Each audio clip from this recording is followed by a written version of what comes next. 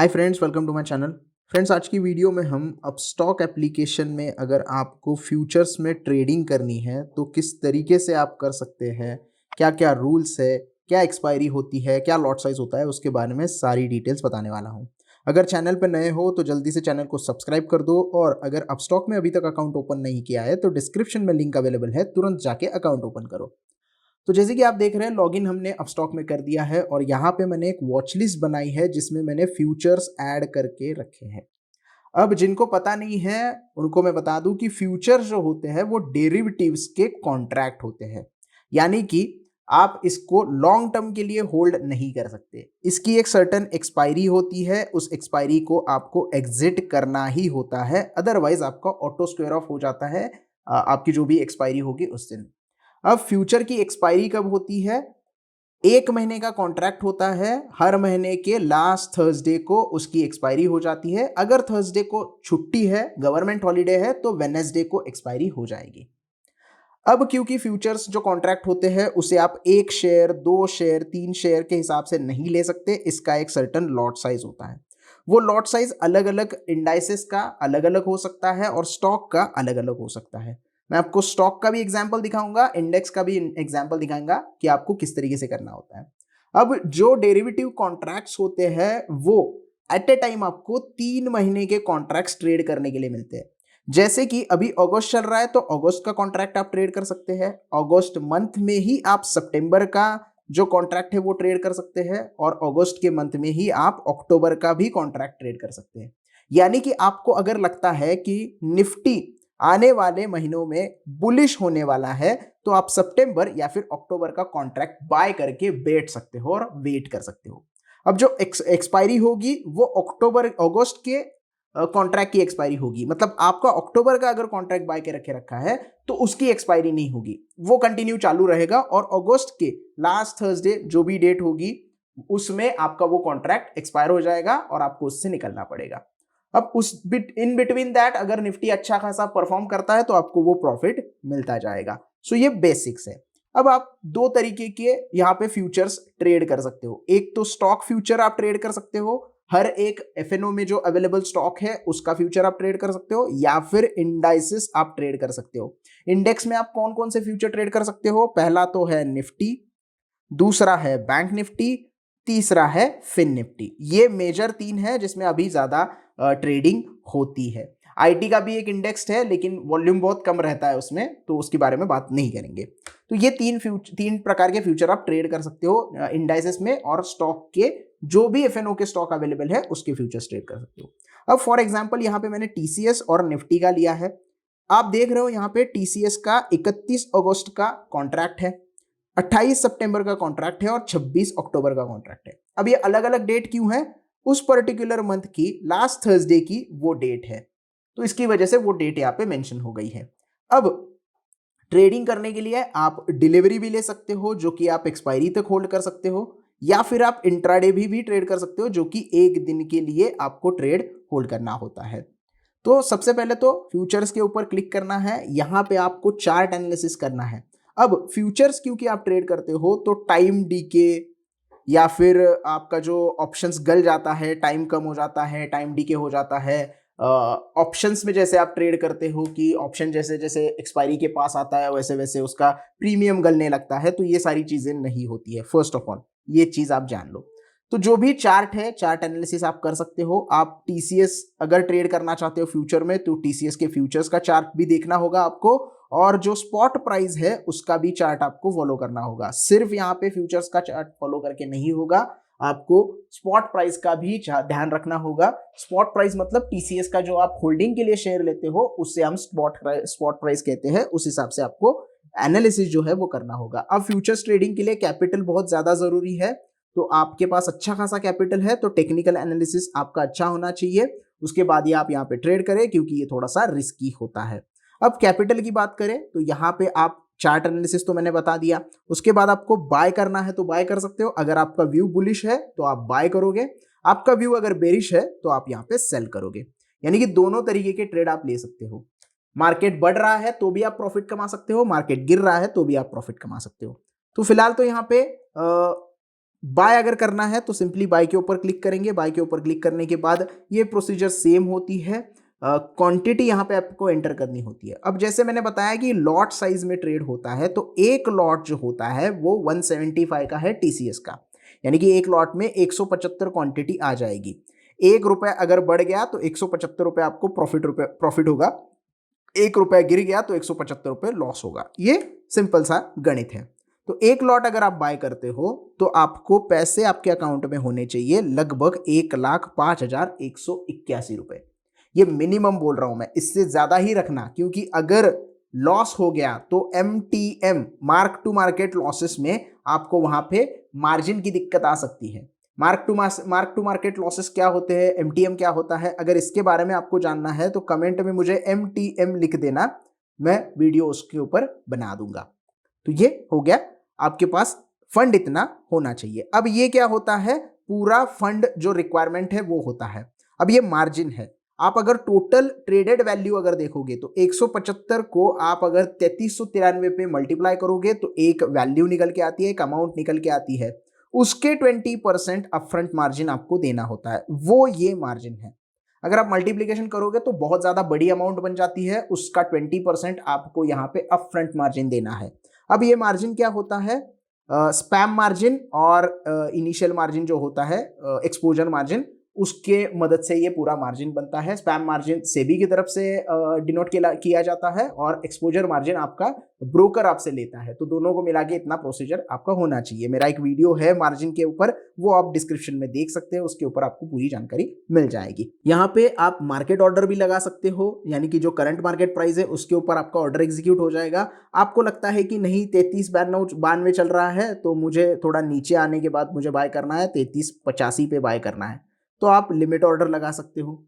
जैसे कि मैंने कहा कि डिलीवरी भी आप ले सकते हो। डिलीवरी लोगे तो 31 अगस्त तक आप होल्ड कर सकते हो, क्योंकि इसकी एक्सपायरी 31 अगस्त है। ऐसा नहीं है कि उस दिन ही आपको एग्जीक्यूट करना है। अगर आपने आज खरीदा है, आज 23 तारीख है, आपको लगता है 25 तारीख को मुझे एग्जिट करना है क्योंकि मुझे अच्छा प्रॉफिट हो रहा है, तो आप 25 तारीख को एग्जिट कर सकते हो। आपको लगता है 23 तारीख को मैंने आज सुबह खरीदा है, मुझे शाम तक 3:30 बजे से पहले अच्छा प्रॉफिट हो रहा है, तो उसी दिन भी एग्जिट कर सकते हो, कोई दिक्कत नहीं है। आपका यहाँ पे ऑब्लिगेशन नहीं है कि आपको वेट ही करना है, एक्सपायरी तक होल्ड ही करना है, वो आपके ऊपर डिपेंड है। आप प्रॉफिट हो जाए तो निकल सकते हो, लॉस हो जाए तो स्टॉप लॉस लगा के काम करना, ज्यादा भी लॉस लेना ठीक नहीं होता। तो उसके बाद आपको रिव्यू बाय ऑर्डर करना है और आपका फ्यूचर बाय हो जाएगा। सिंपल तरीका है, कोई मुश्किल नहीं है। एक बार बाय हो गया तो आप कभी भी बेच सकते हो, उस दिन भी बेच सकते हो, उस 1 घंटे के बाद भी बेच सकते हो और एक्सपायरी पे भी बेच सकते हो, लेकिन एक्सपायरी को एग्जिट करना ही होगा। अगर आपको ऐसा लगता है कि अगस्त के बाद भी सितंबर में काफी अच्छा मूवमेंट इस पर्टिकुलर फ्यूचर में रहने वाला है, आपको लगता है आपका एनालिसिस अच्छा है और अगले महीने भी मुझे काफी अच्छा प्रॉफिट हो सकता है अगर मैं बाइंग की पोजीशन में रहूं, तो आपको क्या करना होगा, अगस्त को कॉन्ट्रैक्ट जो होगा उससे एग्जिट करना होगा, वो बेच देना होगा वहां पे, और सितंबर का कॉन्ट्रैक्ट वापस बाय करना होगा। इसे कहते हैं रोल ओवर। रोल ओवर करना, एक पोजीशन एग्जिट कर दी, अगस्त का कॉन्ट्रैक्ट एक्सपायर हो गया तो एग्जिट कर दिया और सितंबर का कॉन्ट्रैक्ट खरीद लिया। तो इससे क्या होगा, अगस्त तक जितना प्रॉफिट है वो बुक हो जाएगा और सितंबर का उसी प्राइस के आगे आपका जो है कंटिन्यूएशन हो जाएगा। इसे रोल ओवर कहते हैं। अगर जितने ज्यादा रोल ओवर होंगे उतने ज्यादा स्टॉक बढ़ने के चांसेस होते हैं, ऐसा कहा जाता है। तो ये हो गया स्टॉक का। अब स्टॉक का अलग अलग लॉट साइज होता है। अब आप निफ्टी या बैंक निफ्टी में ट्रेड करना चाहते हैं तो भी आप सेम तरीके से कर सकते हैं, कोई दिक्कत नहीं है। यहाँ पे निफ्टी का स्पॉट प्राइस आपको फॉलो करना है, स्पॉट किस तरह जा रहा है, किस तरीके से स्पॉट प्राइस चल रही है, उस तरीके से आप निफ्टी का फ्यूचर भी ट्रेड कर सकते हैं। अब निफ्टी के फ्यूचर में और स्पॉट प्राइस में आपको डिफरेंस दिखाई देगा। अगस्त का स्पॉट प्राइस और अभी का निफ्टी का फ्यूचर का स्पॉट प्राइस, इसमें डिफरेंस है। सितंबर का स्पॉट प्राइस और सितंबर का फ्यूचर और स्पॉट प्राइस में डिफरेंस है। तो ये स्पॉट प्राइस और जो फ्यूचर कॉन्ट्रैक्ट होते हैं इसमें डिफरेंस क्यों होता है? अगर मान लीजिएगा कि स्पॉट प्राइस से फ्यूचर ज्यादा प्राइस पे चल रहा है तो हम कहते हैं निफ्टी का फ्यूचर जो है वो प्रीमियम पे ट्रेड हो रहा है, या किसी भी स्टॉक का फ्यूचर जो है प्रीमियम पे ट्रेड हो रहा है। अगर स्पॉट प्राइस से फ्यूचर प्राइस कम हो तो हम कहते हैं कि निफ्टी का फ्यूचर या भी किसी भी स्टॉक का फ्यूचर डिस्काउंट पे ट्रेड कर रहा है। तो बेसिकली होता क्या है कि फ्यूचर्स में लोग क्या प्रिडिक्ट करते हैं कि लोगों को लग रहा है ये सितंबर का फ्यूचर 545 19,545 लग रहा है, दिखाई दे रहा है, तो जो लोग ट्रेड कर रहे हैं उनका ऐसा मानना है कि सितंबर 28 तक निफ्टी का स्पॉट प्राइस इस फ्यूचर प्राइस को टच करेगा, और होता भी ऐसा ही है। एक्सपायरी के दिन फ्यूचर कॉन्ट्रैक्ट और स्पॉट प्राइस एक जैसी ही हो जाती है। तो बेसिकली आप एक अंदाजा लगाते हो कि यहां से निफ्टी 100 पॉइंट बढ़ेगा तो स्पॉट प्राइस वहां तक जाने की कोशिश करता है, और एट लास्ट मतलब जो भी एक्सपायरी डे होता है वो एक जगह पे आके ही क्लोज हो जाते हैं। स्पॉट प्राइस भी सेम रहेगा, फ्यूचर प्राइस भी सेम रहेगा, और एक्सपायर हो जाएगा कॉन्ट्रैक्ट। तो ये पूरा फ्यूचर्स का होता है। जैसे कि मैंने कहा कि निफ्टी का भी सेम ही एक्सपायरी होगा, क्योंकि डेरिवेटिव्स कॉन्ट्रैक्ट्स की जो मंथली एक्सपायरी होती है वो सेम डेट पे होती है, फ्यूचर एंड ऑप्शन स्टॉक की भी और इंडेक्स की भी। वीकली एक्सपायरी भी होती है, लेकिन इसको आप ऑप्शंस में यूज कर सकते हैं। अब निफ्टी का लॉट साइज क्या है और उसके लिए आपको कितना पैसा चाहिए, उसके लिए हमें अंदर जाना पड़ेगा। सेम यहाँ पे आप चार्ट एनालिसिस कर सकते हो और बाय या सेल का दोनों साइड का कॉल ले सकते हो। आपको लगता है निफ्टी गिरने वाला है, शॉर्ट की पोजीशन बना लो।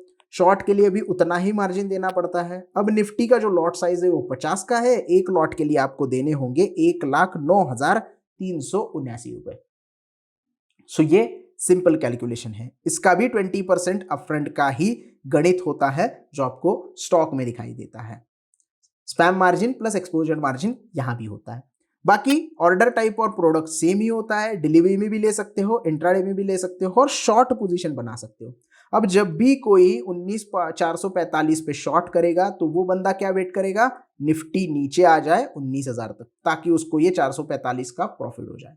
तो शॉर्ट पोजीशन हम कब बनाते हैं, जब हमें लगता है कि हायर साइड से कोई स्टॉक या फिर इंडाइसेस नीचे आने वाला है, तब हम शॉर्ट की पोजीशन बनाते हैं। और बाय कब करते हैं, जब हमें लगता है कि नीचे से ऊपर प्राइस जाने वाली है।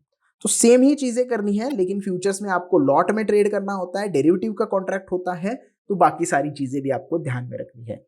एमटीएम का सबसे इंपॉर्टेंट होता है कि मार्क टू मार्केट लॉसेस। अब मैं शॉर्ट में बता देता हूं कि एमटीएम क्या होता है। मान लीजिएगा 19,444 पे आपने निफ्टी का फ्यूचर बाय कर लिया। यहाँ पे बाय का एग्जांपल लेते हैं, सेल तो आप वैसे भी करते हो, बाय कर लेते हो, और आज के दिन निफ्टी 50 पॉइंट का प्रॉफिट कमा के 19,494 पे क्लोज हो जाता है। तो ये 50 रुपए का जो प्रॉफिट आपने कमाया है, इनटू इसको 50 के लॉट से मल्टीप्लाई करोगे तो ये 2,500 का जो प्रॉफिट है वो आपके डीमैट अकाउंट में उसी दिन शाम को मार्केट बंद होने के बाद जमा हो जाएगा। अब दूसरे दिन आपका जो दिन चालू होगा निफ्टी का फ्यूचर का, अगर आप होल्ड करते हो एक्सपायरी तक, तो वो शुरू होगा 19,494 पे। मार्क टू मार्केट प्रॉफिट आपका 2,500 जमा हो गया आपके 50 पॉइंट का। दूसरे दिन जब आपका ट्रेड चालू होगा वो 19,494 से चालू हो जाएगा। और फॉर एग्जांपल ऐसा मानते हैं कि यहां से 100 पॉइंट अगर मार्केट गिर जाता है और 19,394 पे बंद हो जाता है, तो ये जो 100 पॉइंट का लॉस आपको हुआ है वो आपके अकाउंट से उस दिन कट हो जाएगा। तो आपका 2,500 का प्रॉफिट हुआ था, फिर 2,500 का दूसरे दिन नुकसान हो गया क्योंकि आपका वो फिजल आउट हो गया। तो टोटल आपका यहाँ पे 5,000 का नुकसान उस दिन का कट हो जाएगा। तो ये दूसरा दिन हो गया। तीसरे दिन आप फिर होल्ड कर लो। फिर तीसरे दिन क्या हो गया कि 19,394 से 200 पॉइंट निफ्टी ऊपर गया और 19,594 पे बंद हो गया। अब यहां पे आपने क्या किया, 200 पॉइंट कमा लिए। क्यों? क्योंकि तीसरे दिन जो आपका दिन शुरू होगा वो 19,394 से शुरू होगा। तो यहां पे 200 पॉइंट आपने कमा लिए, मतलब यहां पे आपको कितना फायदा हुआ, 10,000 रुपए का फायदा हुआ। यानी कि पहले दिन का आपको 2,500 का प्रॉफिट हो गया, दूसरे दिन 5,000 का लॉस हो गया और तीसरे दिन 10,000 का प्रॉफिट हो गया। अब 10,000 और 2,500, ये 12,500 में से आप अगर लॉस 5,000 निकाल दो तो आपका नेट प्रॉफिट बच जाता है 7,500 का। तो अगर तीसरे दिन आप 7,500 लेके एग्जिट कर जाते हो तो आपको 7,500 में से जो भी ब्रोकरेज वगैरह कट होगा वो आपका नेट प्रॉफिट यहाँ पे आ जाएगा। सो ये डेली एमटीएम होता है। जो भी दिन के एंड में आप मतलब बंद होता है मार्केट, उस दिन आपको जो प्रॉफिट होता है वो या तो आपके अकाउंट में प्रॉफिट हो गया तो आ जाएगा, लॉस होगा तो आपके अकाउंट से कट हो जाएगा। सो ये डेली एमटीएम होता है। इसके ऊपर एक डिटेल वीडियो मैं बनाऊंगा। जैसे ही मैंने कहा कि कमेंट में एमटीएम की भरमार कर दो तो मैं डिटेल लेके आऊंगा सारी आपके सामने। सो बेसिकली इस तरीके से आपको फ्यूचर्स में ट्रेडिंग करनी होती है और थोड़ा केयरफुली करना, क्योंकि थोड़ा सा रिस्की होता है ये। इतना बड़ा कैपिटल किसी के पास होता नहीं है तो ज़्यादातर लोग नहीं करते, लेकिन जो करते हैं वो होल्डिंग की पोजीशंस रखते हैं। तो वीडियो अगर अच्छा लगा हो तो प्लीज़ लाइक कर देना, वीडियो को ज़्यादा से ज़्यादा शेयर करना। अभी भी कोई डाउट है फ्यूचर्स ट्रेडिंग को लेके तो मुझे कमेंट में आप पूछ सकते हो। चैनल को सब्सक्राइब करना ना भूले, वो बहुत ज़्यादा ज़रूरी है। धन्यवाद।